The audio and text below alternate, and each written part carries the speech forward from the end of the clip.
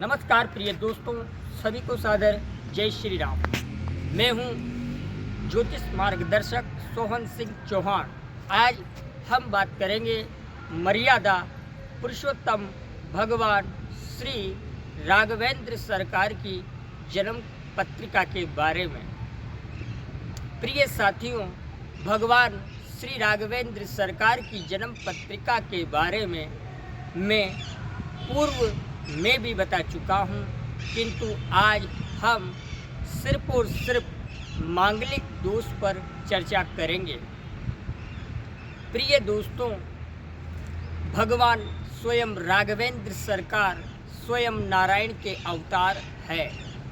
भगवान को वैसे कोई भी ग्रह मायने नहीं रहते, किंतु भगवान श्री राघवेंद्र सरकार कहते हैं कि अगर मुझे भी प्रकृति पे जाना है तो मुझे भी ग्रहों से प्रताड़ित होना पड़ेगा। प्रिय साथियों, भगवान श्री राघवेंद्र सरकार की बराबरी दुनिया की कोई ताकत नहीं कर सकती पास। क्यों? क्योंकि भगवान की बराबरी करना हर किसी के बस में नहीं है। आपको बताएं, इस कुंडली में कई सारे राजयोग है, लेकिन आज सिर्फ और सिर्फ मांगलिक दोष पर चर्चा करेंगे। प्रिय दोस्तों, जैसा कि आप सभी को विदित है, जन्म पत्रिका कर्क लगन की है और कर्क लगन में आपको बताएं, लगन में ही चंद्रमा स्वग्रही है और गुरुदेव भी वहीं विराजमान है। इसे कहते हैं गजकेसरी योग।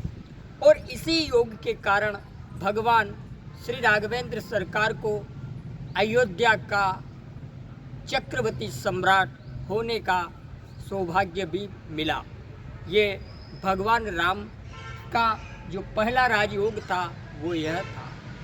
आइए दोस्तों, अब बिना किसी रुकावट के राम जी की जन्म पत्रिका से हम बताते हैं कि उनको किस प्रकार मांगलिक दोष ने प्रताड़ित किया।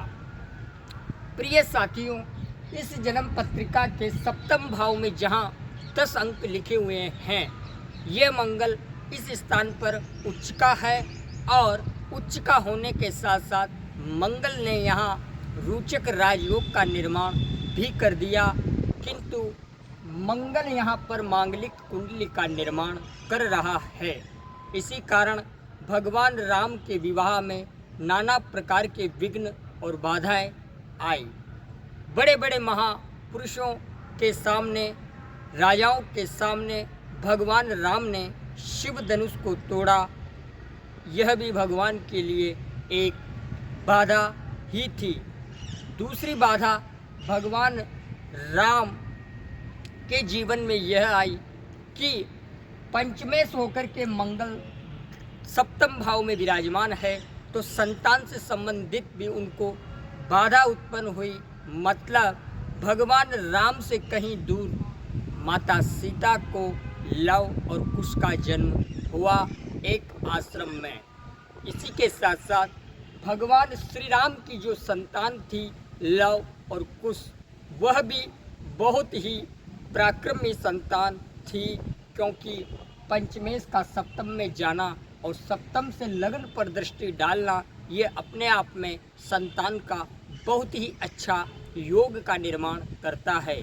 किंतु इस योग में मांगलिक दोष होने के कारण भगवान राम को वन गमन जाना पड़ा और वन में भटकना पड़ा।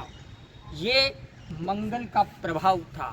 आज सिर्फ और सिर्फ क्योंकि भगवान राम की बराबरी कोई नहीं कर सकता, यह सिर्फ हमने भगवान राम की कुंडली से आकलन करके बताया कि भगवान स्वयं नारायण को ग्रह नहीं छोड़ते, तो हम और आप क्या है।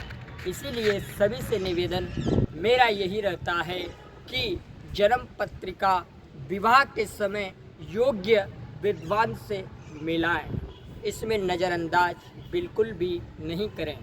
इसी के साथ आपको एक छोटी सी बात बताकर कार्यक्रम को विराम करूंगा। मंगल जो है, ये मंगल देव के नाम से उज्जैन में विराजमान है, जो कि स्वयं शिव है। अब शिव के आराध्य स्वयं राम जी है और राम जी के आराध्य स्वयं शिव है। जब दोनों एक दूसरे से संबंधित है और शिव स्वयं भगवान राम का नाम जपते हैं और ग्रह भी मंगल जो है वो शिव का ही अंश है, तो क्या भगवान राम को प्रताड़ित करने की आवश्यकता थी?